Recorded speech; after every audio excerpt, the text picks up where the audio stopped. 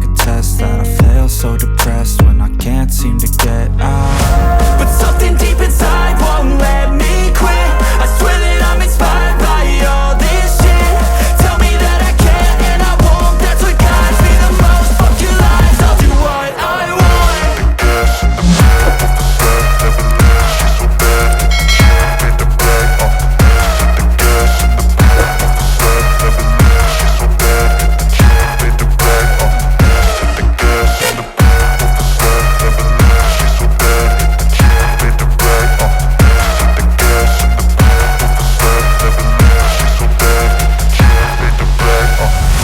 I'm inspired by thirst, I'm inspired by worth. I desire your worst, so you can just hide while I work.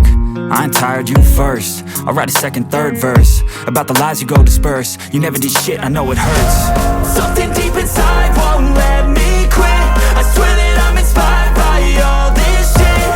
Tell me that I can't and I won't. That's what guides me the most. Fuck your lies, I'll do what I want.